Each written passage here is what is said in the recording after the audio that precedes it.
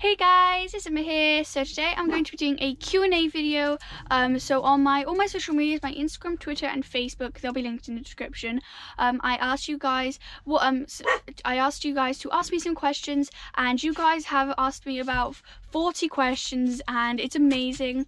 I did this because obviously if you knew, my comments have been switched off because of YouTube, and I have loads of other videos. I'll link the playlist in the description box if you want to go and check those videos out. But I really missed your comments, so I thought I would do a Q&A so you could ask me some questions about anything you want. So let's go. So the first question is from the Narrowboat Chronicles. They have a YouTube channel, so I'll put their YouTube channel links in the description. You should definitely go and check their channel out because it's really cool. What do you want to do when you finish your education? Probably what I want to do is, I don't really know what's going to happen. I really hope I'll still be doing my YouTube channel when I finish school, and if I still am, I maybe want a job. I may be thinking of something to do with social media because I love helping other people with their social medias, and I'll help small companies set up things for them.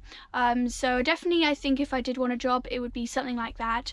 But I don't really know what's going to be in the future ahead. But yeah, so next question is, my name is Chloe. She also has a YouTube channel, so I'll put her links in the description as well because her channel's really cool as well.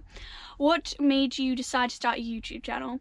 Well, when I was in the house, I loved being in front of the camera. I even had this mini channel called At Home with Emma. It was the cheesiest, most cringiest channel I've ever had, and it was really bad, but I loved it, and I probably have about 18 videos or so on there. But I was obsessed with it, and I loved doing really mini little videos, and I always loved being in front of the camera. So I thought when I moved onto the boat, I thought this was a really good chance to actually have a successful YouTube channel, because in the house I would have never got one, because so many people are doing it. So I decided when we moved onto the boat, I would work really hard for it, and I finally did, and I've got about 3,000 subscribers now, and all of you guys, and I just want to say a big thank you to all, because I could have never done this without you. And my name is Chloe. Actually, she actually helped me with my camera because she did a video on how to work the Canon app, and I did not know how to use it and all the little features, so I want to say a big thank you to her because she actually really helped me with my camera. So this next one is on Twitter, called Pete. Hi Emma, when you are cruising off and go past marinas and villages, could you not flash their names up on the screen? It would be more of an interest to us gongos, thanks. Definitely, I will try and that. I always try and film the marinas and the little villages when we go into these places, because the little villages are actually quite cute. So I'll definitely try that. So the next question is by Astrovogue. You should look into marina engineering in the Navy as a profession. I'll definitely look into it. We don't really know what's going to happen in the future, but definitely we'll think about it. Next one is Joy Happy Joy X. Hi Emma, how excited are you that you live on a narrowboat? I think it's ace. I definitely really like living on the narrowboat, and I think I would never want to go back to a house, because it is just, once you moved onto the boat, you realise how it's kind of a bit better than living in a house. It's not for everybody, but definitely it was for us. It was really nice, and I just love it, and definitely would never really want to go back to a house. And if we did ever want to stop somewhere and maybe just settle down, I think we would still live on a boat, but just move around less. Next one is again by Joy Happy Joy X. Hey Fiona, you must be incredibly proud of Emma. I think she does a cracking job. Life must be so much better in many ways on a boat than land. Yeah, my mum is definitely really proud of me, and I'm so lucky to have a mum like her. This one was from one of my patrons, Steve J. Harris. Hi Emma, what camera are you using for stills? Also, where do you intend on going on the canals in the future? Thanks for all of your likes on Instagram. With my camera, I generally kind of honestly use now my phone. This one's actually, I've probably taken most of my photos I have right now, but I also do use my Canon. I will get the number now. I have the Canon EOS 4000D. It's a beginner Canon, and I honestly don't use this one as much because my phone takes very good photos. My phone definitely does take really good photos, but I do use my Canon camera sometimes. But yeah, those are the kind of things I use to take my photos. And for the canals, we don't really know where we're going to go. Plans could just change. So maybe after the Ashby, we may go up onto the Coventry, and eventually we may want to go up north and settle down there, but we don't really know what's going to happen, but we'll definitely let you know. This one is from Clegg Family of 4. They also have a YouTube channel, so I'll put the links in the description because their channel's really cool. What's the furthest you've travelled on your narrowboat in one day? We've probably travelled in a day. So the furthest we've travelled is from Wallingford to Abingdon, that on the Thames. It was really pretty, and we've actually never really travelled that far, but I think that was the longest we've ever travelled. Again, from Clegg Family of 4, do they have fuel stations on the canal side, like petrol stations for cars? Yes, they do. If some marinas, you have to go in the marina to get your fuel or anything, but some of them, they have like an outside bit, so you don't have to go in the marina, you just have to park outside.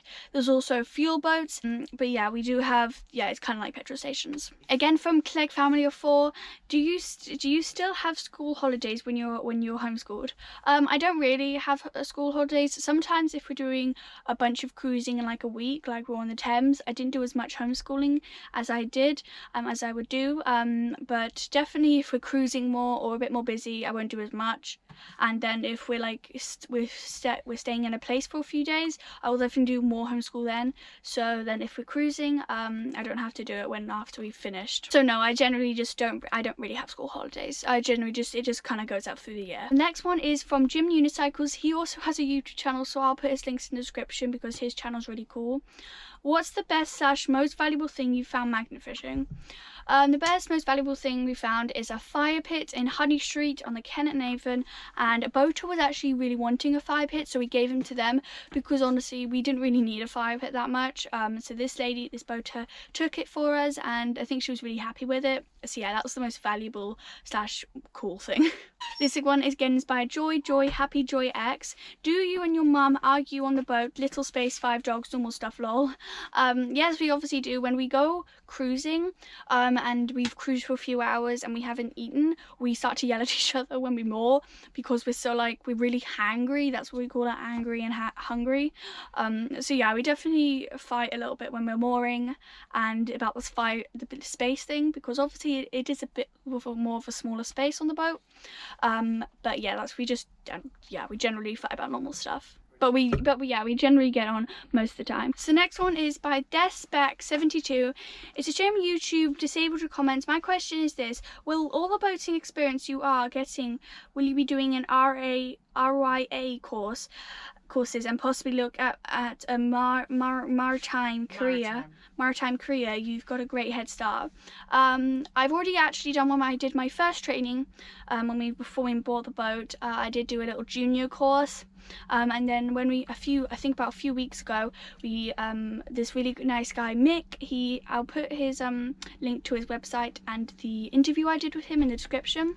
But I did an interview with him, and he taught me how to drive a boat solo as well. So he teaches people how to, even if they're a couple, they teach them how to drive and do lock solo. So just in case something happens to the other person, they could do it. So I really want to say a big thank you to him because he really helped. So no really big plans for maritime.